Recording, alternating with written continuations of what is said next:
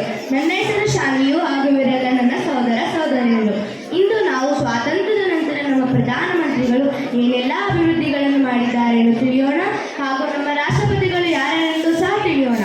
Doctor Babu Rajendra Prasad, doctor Sarvepalli Radhakrishnan, doctor Zakir Hussain, VV. Giri, Fakhruddin Ali Ahmed, Neelam Sanjiva Reddy, Gyani Jaisingh, R Venkataraman, doctor Shankar Dayal Sharma, KR. Narayana, doctor APJ. Abdul Kalam, Pratibha Patil, Pranab Mukherjee, Ramnath Kovind, Droupadi Murmu.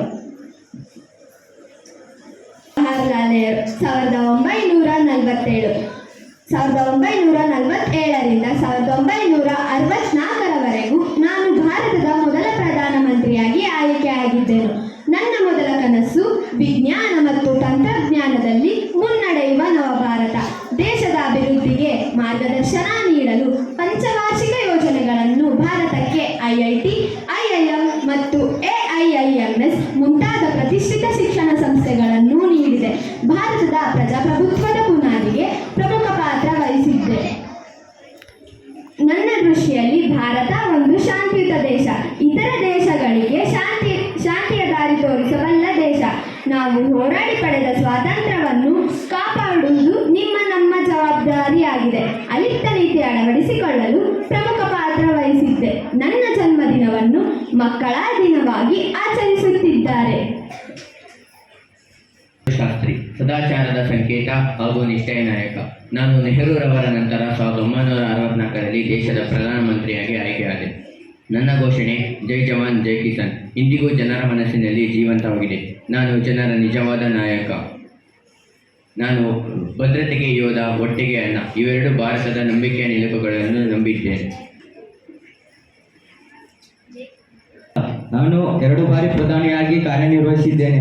Nehru ಮೃತಪಟ್ಟ ನಂತರ 1966ರಲ್ಲಿ ದೇಶದ ನೇತೃತ್ವ ಕೈಗೊಂಡೆ.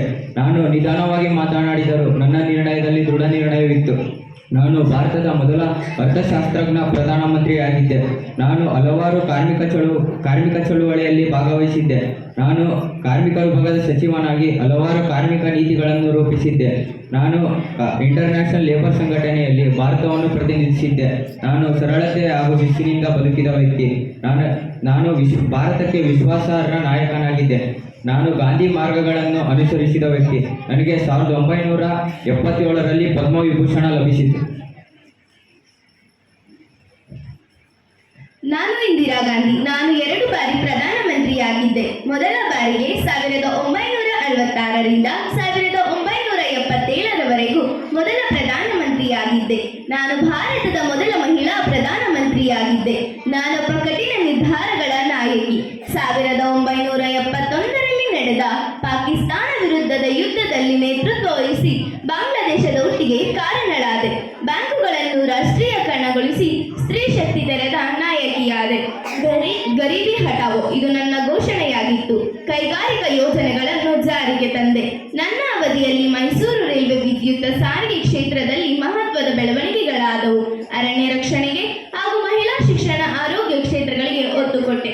1975ರಲ್ಲಿ ರಾಷ್ಟ್ರಪೀಠದ ಅಸಾಧಾರಣ ಪರಿಸ್ಥಿತಿಯಲ್ಲಿ ಎಮರ್ಜೆನ್ಸಿ ಜಾರಿಗೆ ತಂದೆ ಹಾಗೂ ನಾನು 2ನೇ ಬಾರಿಯಲ್ಲಿ 1980ರಿಂದ 1984ರವರೆಗೂ ಮತ್ತೊಮ್ಮೆ ಪ್ರಧಾನಮಂತ್ರಿಯಾದೆ. ಆಗ ಆಪರೇಷನ್ ಬ್ಲೂ ಸ್ಟಾರ್ ಮೂಲಕ ಉಗ್ರ ಎಲಿಮೆಂಟ್ಸ್ ವಿರುದ್ಧ ಕ್ರಮ ತೆಗೆದುಕೊಂಡೆ. 1984ರಲ್ಲಿ ನನ್ನದೇ ಆದ ಬಾಡಿ ಗಾರ್ಡ್ಗಳಿಂದ ನನಗೆ ಗುಂಡು ಹಾರಿಸಲಾಯಿತು. ನಾನು ಬಯಸಿದ್ದು ಭಾರತ ಶಕ್ತಿಶಾಲಿ ಹಾಗೂ ಸ್ವಾಭಿಮಾನಿ ದೇಶವಾಗಬೇಕೆಂದು. ನಾನು ಜನನಾಯಕಿ ಮಾತ್ರವಲ್ಲ, ತಾಯಿ, ಕಡಲ ಆಳ ವಿಶ್ವಾಸದ ಮಹಿಳೆಯೂ ಆಗಿದ್ದೆ. ಇಂದಿಗೂ ಜನನಾಯಕಿಯಾಗಿ ಇತಿಹಾಸದ ಪುಟದಲ್ಲಿ ನನ್ನ ಹೆಸರು ದಿಟ್ಟವಾಗಿ ಮೂಡಿ ಬಂದಿದೆ. ನಾನು ಮೊರಾರ್ಜಿ ದೇಸಾಯಿ. ಭಾರತದ ಮೊದಲ ನಾನ್ ಕಾಂಗ್ರೆಸ್ ಪಕ್ಷದ ಪ್ರಧಾನಮಂತ್ರಿಯಾಗಿದೆ. ಜನತಾ ಪಕ್ಷದ ಸರ್ಕಾರದ ನಾಯಕನಾಗಿ ನಾನು 1977ರಲ್ಲಿ ಅಧಿಕಾರಕ್ಕೆ ಬಂದೆ. ನನ್ನ ಸರ್ಕಾರದ ಅವಧಿ 1977ರಿಂದ 1979. ನಾನು ದೇಶಕ್ಕಾಗಿ ಉಪ ಪ್ರಧಾನಮಂತ್ರಿಯಾಗಿಯೂ ಕೂಡ ದೇಶಕ್ಕೆ ಸೇವೆ ಸಲ್ಲಿಸಿದ್ದೇನೆ. ನನ್ನ ಸರ್ಕಾರದಲ್ಲಿ ಭ್ರಷ್ಟಾಚಾರಕ್ಕೆ ಜಾಗವೇ ಇರಲಿಲ್ಲ. ನಾನು ಪಾಕಿಸ್ತಾನಕ್ಕೆ ಶಾಂತಿಯ ಸಂದೇಶ ಕಳುಹಿಸಿದ ಪ್ರಧಾನಮಂತ್ರಿಯಾಗಿದ್ದೇನೆ. ನಾನು ಒಬ್ಬ ಯೋಗಾಭ್ಯಾಸಿ. ನನ್ನ ಶಕ್ತಿಯ ಮೂಲ ಆತ್ಮಶಕ್ತಿ. ನನಗೆ ಪದ್ಮವಿಭೂಷಣ ಹಾಗೂ ಭಾರತ ರತ್ನ ಸಿಕ್ಕಿದೆ. ಧನ್ಯವಾದ. ನಾನು ಚರಣ್ ಸಿಂಗ್. ನಾನು ಭಾರತ ದೇಶದ 5ನೇ ಪ್ರಧಾನಮಂತ್ರಿ. ನಾನು ನನ್ನ ಜೀವನವನ್ನು ರೈತರಿಗಾಗಿ ಅರ್ಪಿಸಿದ್ದೆ. ನಿಜಾರ್ಥದಲ್ಲಿ ನಾನು ರೈತರ ನಾಯಕ ಎಂದೆನಿಸಿಕೊಂಡಿದ್ದೆ. ಉತ್ತರ ಪ್ರದೇಶದ ಮಂತ್ರಿಯಾದಾಗ ರೈತರ ಭೂ ಸುಧಾರಣಾ ಹಕ್ಕುಗಳಿಗಾಗಿ ನಾನು ಹೋರಾಡಿದೆ. ನಾನು ಕಾಂಗ್ರೆಸ್ ಪಕ್ಷದಿಂದ ಹೊರಬಿದ್ದು ಜನತಾ ಪಕ್ಷದ ಪ್ರಮುಖರ ನಾಯಕರಲ್ಲಿ ಒಬ್ಬನಾಗಿದೆ. ಜನಸೇವೆ ಮುಖ್ಯ ಎಂದು ಪಾಲಿಸಿದ್ದೆ. ಹಿಂದುಳಿದವರ ಹಾಗೂ ಬಡವರ ಧ್ವನಿಯಾಗಿದ್ದೆ. ರೈತರಿಗಾಗಿ ಬಜೆಟ್ ಬಂದ್ ಏನೇನು ಮಾಡಿದೆ. ನಾನು ನನ್ನ ರಾಜಕೀಯದಲ್ಲಿ ಧರ್ಮ, ಜಾತಿ, ವರ್ಗ ಎಲ್ಲವನ್ನೂ ಮೀರಿ ಎಲ್ಲರೂ ಒಂದೇ ಎಂದು ಕಂಡಿದ್ದೆ. ನಾನು ರಾಜೀವ್ ಗಾಂಧಿ 1981ರಿಂದ 1989ರವರೆಗೂ ಆಡಳಿತ ನಡೆಸಿದೆ. ನಾನು ಭಾರತದ 7ನೇ ಪ್ರಧಾನಿಯಾಗಿ ಆಡಳಿತ ಮಾಡಿದೆ ಮತ್ತು ನಾನು ಭಾರತದ ಇತಿಹಾಸದಲ್ಲಿ ಅತಿ ಕಿರಿಯವಾದ ಪ್ರಧಾನಿಯಾಗಿದ್ದೆ. IT ಕ್ಷೇತ್ರದಲ್ಲಿ ಹಲವಾರು ಬದಲಾವಣೆಗಳನ್ನು ತಂದೆ. ತಂತ್ರಜ್ಞಾನ ಮತ್ತು ಡಿಜಿಟಲ್ ಕ್ರಾಂತಿಗೆ ಬುನಾದಿ ಹಾಕಿದವನು. ದೂರಸಂಪರ್ಕ ಮತ್ತು ಕಂಪ್ಯೂಟರ್ ತಂತ್ರಜ್ಞಾನವನ್ನು ಭಾರತದ ಗ್ರಾಮೀಣ ಭಾಗಕ್ಕೂ ತಲುಪಿಸಲು ಮೊದಲು ಪ್ರಾರಂಭ ಮಾಡಿದವನು. ಪಂಚಾಯತ್ ರಾಜಧಾನಿ ಕಾನ್ಸ್ಟಿಟ್ಯೂಷನ್ ಸ್ಟೇಟಸ್ ತಂದವನು. EVM ಪಥವನ್ನು ತಂದವನು ಮತ್ತು ಶ್ರೀಲಂಕಾದಲ್ಲಿರುವ ನಮ್ಮ ನಾಡಿನ ತಮಿಳು ಜನರ ಸಮಸ್ಯೆಗೋಸ್ಕರ IPKS ದಂಡವನ್ನು ಕಳಿಸಿದವನು. ನನ್ನ ಹೆಸರು VP ಸಿಂಗ್. ನಾನು 1989ರಿಂದ ಅಧಿಕಾರಕ್ಕೆ ಬಂದೆನು. ನಾನು 1931ರಂದು ಪ್ರಯಾಗ್ರಾಜ್ನಲ್ಲಿ ಜನಿಸಿದೆ. ನಾನು ಪ್ರಾಮಾಣಿಕ ಮತ್ತು ಭ್ರಷ್ಟಾಚಾರ ವಿರೋಧಿ ನಾಯಕನಾಗಿ ಸೇವೆಯನ್ನು ಸಲ್ಲಿಸಿದೆ. ನಾನು ಗಂಗಾ ನದಿ ಸಂರಕ್ಷಣೆಗೆ ಒತ್ತು ನೀಡಿದ್ದೆ. ನಾನು ಹಿಂದುಳಿದ ವರ್ಗಗಳಿಗೆ ಮೀಸಲಾತಿಯನ್ನು ನೀಡಿ ಅವುಗಳು ಮುಂದೆ ಬರಲು ಸಹಕಾರಿಯಾದೆ. ನಾನು ಸರ್ಕಾರಿ ವೆಚ್ಚಗಳನ್ನು ಕಡಿತಗೊಳಿಸಿ ಬಜೆಟ್ ಅನ್ನು ಮೀಸಲಿಟ್ಟೆ. ಹೀಗೆ ನನ್ನ ಅಧಿಕಾರದ ವರ್ಷ ಕೇವಲ 1 ವರ್ಷಗಳಾಗಿದ್ದರೂ ನಾನು ನನ್ನ ಪ್ರಾಮಾಣಿಕತೆಗೆ ಹಾಗೂ ದಕ್ಷತೆಗೆ ಹೆಸರುವಾಸಿಯಾಗಿದ್ದೆ.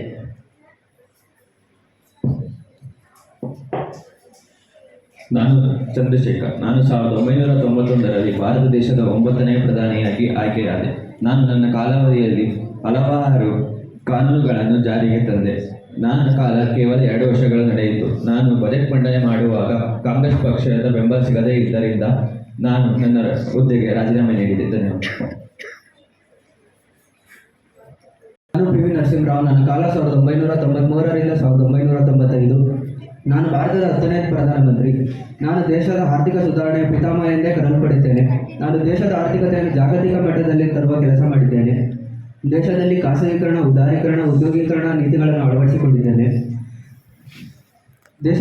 ದೇಶವನ್ನು ಮುನ್ನಡೆಸಲು ಅನೇಕ ಕಾಯ್ದೆಗಳನ್ನು ಜಾರಿಗೆ ತಂದಿದ್ದೇನೆ. ಪರಮಾಣು ಶಕ್ತಿಯನ್ನು ಬಿಗಿಪಡಿಸಲು ಕೌಶಲ್ಯಪೂರ್ಣ ರಾಜತಾಂತ್ರಿಕವನ್ನು ವಹಿಸಿದ್ದೇನೆ. ಭಾಷೆಗಳಲ್ಲಿ ಪಂಡಿತ, ಸುಮಾರು 17 ಭಾಷೆಗಳಲ್ಲಿ ಪಂಡಿತನೆಂದೇ ಪ್ರಸಿದ್ಧಿ. ನನ್ನ ಅವಧಿಯಲ್ಲಿ ಡಾಕ್ಟರ್ ಮನಮೋಹನ್ ಸಿಂಗ್ ಅವರನ್ನು ಹಣಕಾಸು ಸಚಿವರನ್ನಾಗಿ ನೇಮಿಸಿ ಭಾರತದ ಆರ್ಥಿಕತೆಯನ್ನು ಮುನ್ನಡೆಸಲು ಕ್ರಮ ಕೈಗೊಂಡಿದ್ದೇನೆ. ದೇಶದ ಎಲ್ಲ ಜನರನ್ನು ಒಂದೇ ಮಾಡಲು ಅನೇಕ ಕ್ರಮಗಳನ್ನು ಜಾರಿಗೆ ತಂದಿದ್ದೇನೆ. ಮುಸ್ಲಿಂ ಬಾಂಧವರನ್ನು ಮುನ್ನಡೆಸಲು ಅನೇಕ ಕಾಯ್ದೆಗಳನ್ನು ಜಾರಿಗೆ ತಂದಿದ್ದೇನೆ.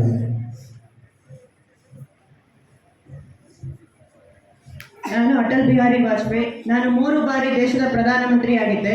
ಮೊದಲನೇ ಬಾರಿಗೆ 1996ರಲ್ಲಿ ಕೇವಲ 13 ದಿನಗಳವರೆಗೆ ಪ್ರಧಾನಮಂತ್ರಿಯಾಗಿದ್ದೆ. ಮುಂದೆ 1997ರಲ್ಲಿ 13 ತಿಂಗಳವರೆಗೆ ಪ್ರಧಾನಮಂತ್ರಿಯಾಗಿದ್ದೆ. ಕೊನೆಗೆ 1999ರಿಂದ 2004ರವರೆಗೂ ಪ್ರಧಾನಮಂತ್ರಿಯಾಗಿ ದೇಶ ಸೇವೆಯನ್ನು ಮಾಡಿದೆ. ಈ ಕಾಲದಲ್ಲಿ ಭಾರತದ ಒಂದು ಬಲವನ್ನು ಜಗತ್ತಿಗೆ ಪ್ರದರ್ಶಿಸಲು ಪೋಖ್ರಾನ್ 2 ಮತ್ತು ಪರಮಾಣು ಪರೀಕ್ಷೆಗಳನ್ನು ಯಶಸ್ವಿಯಾಗಿ ನಡೆಸಿದೆ. ಕಾರ್ಗಿಲ್ ಯುದ್ಧದಲ್ಲಿ ನಾನು ಧೈರ್ಯವಂತ ಹಾಗೂ ವೀರ ನಾಯಕತ್ವವನ್ನು ಪ್ರದರ್ಶಿಸಿದೆ.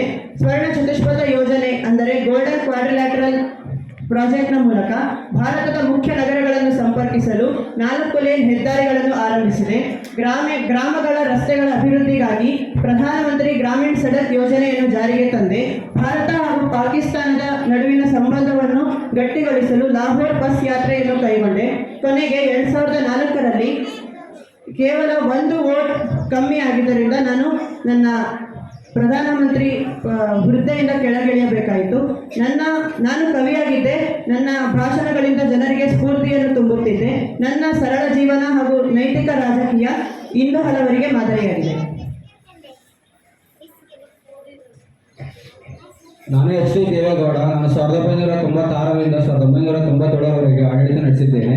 ಗ್ರಾಮೀಣ ಜನತೆಯ ಧ್ವನಿಯಾಗಿ ರಾಜಕೀಯ ಪ್ರವೇಶ ಮಾಡಿದೆನು. ಕೃಷಿಕರ ಕುಟುಂಬದಿಂದ ಬಂದು ನಾಯಕನಾಗಿ ರೈತರ ಹೃದಯದ ಹತ್ತಿರವಿದ್ದೆನು.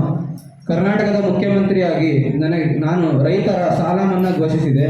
ದೇಶದ ಪ್ರಧಾನಮಂತ್ರಿಯಾಗಿ ನನಗೆ ರೈತ ಪ್ರಧಾನಿ ಎಂಬ ಹೆಸರಾಯಿತು. ರೈತರಿಗೂ ಹಾಗೂ ಹಳ್ಳಿಗಳ ಅಭಿವೃದ್ಧಿಗಾಗಿ ನಿರಂತರ ಹೋರಾಟ ನಡೆಸಿದ್ದೇನೆ. ಹಾಗೂ ನನ್ನ ಆಡಳಿತದಲ್ಲಿ ಯಾವುದೇ ರೀತಿಯ ಭ್ರಷ್ಟಾಚಾರದ ಆರೋಪವಿಲ್ಲ. ಶುದ್ಧ ಆಡಳಿತ ನೀಡಿದ್ದೇನೆ. ಹಾಗೂ ರೈಲ್ವೆಯಲ್ಲಿ ಕರ್ನಾಟಕಕ್ಕೆ ಹೆಚ್ಚು ಗಮನ ನೀಡಿ ಪ್ರಧಾನಮಂತ್ರಿಯಾಗಿ ಶಿಸ್ತು ಹಾಗೂ ಸೇವಾ ಭಾವನೆಯಿಂದ ನನ್ನ ಕೆಲಸವನ್ನು ಪೂರೈಸಿದ್ದೇನೆ.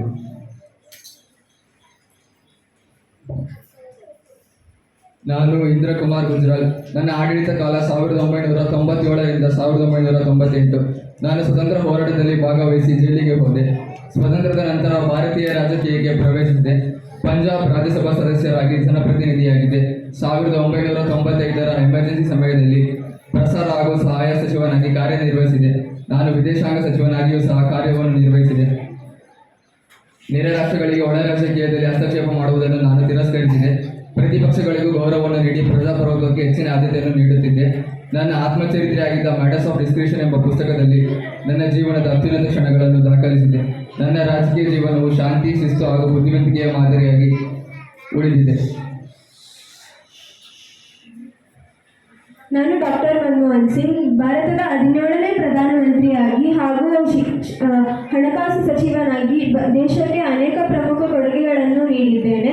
2004ರಿಂದ 2014ರವರೆಗೆ ನಾನು 2 ಬಾರಿ ಪ್ರಧಾನಮಂತ್ರಿಯಾಗಿ ಕಾರ್ಯನಿರ್ವಹಿಸಿದ್ದೇನೆ. ಶಿಕ್ಷಣ ಹಕ್ಕು ಕಾಯ್ದೆ, ಉನ್ನತ ಶಿಕ್ಷಣಕ್ಕೆ ಹೆಚ್ಚಿನ ಮಹತ್ವ, ಅಂತಾರಾಷ್ಟ್ರೀಯ ಸಂಬಂಧಗಳು, ಅಮೆರಿಕದ ಜೊತೆ ನಾಗರಿಕ ಪರಮಾಣು ಒಪ್ಪಂದ, ರಾಷ್ಟ್ರೀಯ ಮಿಷನ್ ಹಾಗೂ ಆಧಾರ್ ಕಾರ್ಡ್ ಇಂತಹ ಜನಪರ ಯೋಜನೆಗಳನ್ನು ಜಾರಿಗೆ ತಂದೆ. ಈ ಸುಧಾರಣೆಗಳಿಂದಾಗಿ ಭಾರತದ ಆರ್ಥಿಕತೆಯು ಹೊಸ ಹಾದಿ ಹಿಡಿದಿತು ಹಾಗೂ ವೇಗವಾಗಿ ಬೆಳೆಯಲು ಪ್ರಾರಂಭಿಸಿತು. ನನ್ನ ಆಡಳಿತವು ಭಾರತವನ್ನು ಆರ್ಥಿಕವಾಗಿ ಬಲಪಡಿಸಲು ಹಾಗೂ ಸಾಮಾಜಿಕವಾಗಿ ಅಭಿವೃದ್ಧಿಪಡಿಸಲು ಸಹಾಯ ಮಾಡಿದೆ. ನಾನು ನರೇಂದ್ರ ಮೋದಿ ಭಾರತ ದೇಶದ ಪ್ರಧಾನಿಯಾಗಿ 2014ರಲ್ಲಿ ನೇಮಕಗೊಂಡೆ. ನಾನು ಪ್ರಧಾನಿಯಾಗುವ ಮುನ್ನ ಗುಜರಾತಿನಲ್ಲಿ RSS ಮುಖಂಡನಾಗಿದ್ದ ಸಂದರ್ಭದಲ್ಲಿ ಭೂಕಂಪದ ಸಮಯದಲ್ಲಿ ನಿರಾಶ್ರಿತರಿಗೆ ಸಹಾಯ ಮಾಡಿದನೆಂದು ಜನರು ನನ್ನನ್ನು ನಂಬಿ ಗುಜರಾತಿನಲ್ಲಿ ನನ್ನ ರಾಜಕೀಯ ಜೀವನಕ್ಕೆ ಅನುವು ಮಾಡಿಕೊಟ್ಟರು. ನಾನು ನನ್ನ ರಾಜಕೀಯ ಜೀವನವನ್ನು ಗುಜರಾತಿನಲ್ಲಿ ಪ್ರಾರಂಭಿಸಿದ ನಂತರ ಪ್ರಧಾನಿಯಾಗಿ ಆರ್ಟಿಕಲ್ 370 ಮತ್ತು ತ್ರಿವಳಿ ತಲಾಖನ್ನು ರದ್ದುಗೊಳಿಸಿದೆ ಮತ್ತು 1 ಬಾರಿ ನೋಟ್ ಬ್ಯಾನ್ ಸಹ ಮಾಡಿದ್ದೇನೆ. ಮತ್ತು ನಾನು ನನ್ನ ರಾಜಕೀಯ ಜೀವನದಲ್ಲಿ ಪ್ರಪಂಚದ ಅನೇಕ ದೇಶಗಳೊಡನೆ ಇಂಪೋರ್ಟ್ ಮತ್ತು ಎಕ್ಸ್ಪೋರ್ಟ್ ಅನ್ನು ಹೆಚ್ಚಿಸಿದ್ದೇನೆ ಮತ್ತು ದೇಶದ ಆರ್ಥಿಕತೆ ಹಾಗೂ GDPಯನ್ನು ಹೆಚ್ಚು ಮಾಡಲು ನಾನು ಮೇಕ್ ಇನ್ ಇಂಡಿಯಾ ಸ್ಕೀಮ್ ಮತ್ತು ಸ್ಮಾಲ್ ಸ್ಕೇಲ್ ಇಂಡಸ್ಟ್ರಿಗಳನ್ನು ಹೆಚ್ಚಿನ ಆದ್ಯತೆ ನೀಡಿದ್ದೇನೆ ಮತ್ತು ಭಾರತದ ಬಜೆಟಿನಲ್ಲಿ ರೈತರಿಗೆ ಮತ್ತು ಮಿಲಿಟರಿ ಉತ್ಪನ್ನಗಳಿಗೆ ಹೆಚ್ಚಿನ ಸಹಾಯ ಮಾಡಲು ಯೋಚಿಸಿದ್ದೇನೆ ಮತ್ತು ರೈತರ ಸಾಲ ಮನ್ನಾ ಮತ್ತು ರೈಲ್ವೆ ಲೈನ್ ಎಕ್ಸ್ಪೆನ್ಷನ್ ಅನ್ನು ಮಾಡಿದ್ದೇನೆ ಮತ್ತು ಭಾರತ ದೇಶದ ಮಿಲಿಟರಿ ಉತ್ಪನ್ನಗಳನ್ನು ವಿದೇಶಿ ಎಕ್ಸ್ಪೋರ್ಟ್ಗಳಿಗೆ ಹೆಚ್ಚು ಅನುವು ಮಾಡಿಕೊಟ್ಟಿದ್ದೇನೆ ಮತ್ತು ಭಾರತ ದೇಶದಲ್ಲಿ ನಾನು ಆಪರೇಷನ್ ಸಿಂಧೂರಿನ ಯಶಸ್ಸಿನ ನಂತರ ಪ್ರಸ್ತುತ ಎಮರ್ಜೆನ್ಸಿ ಸಂದರ್ಭದಲ್ಲಿ ನಶಿಸಿ ಹೋದ ಏಕರೂಪ ನಾಗರಿಕತೆಯನ್ನು ಮರಳಿ ತರಲು ಪ್ರಯತ್ನಿಸುತ್ತಿದ್ದೇನೆ.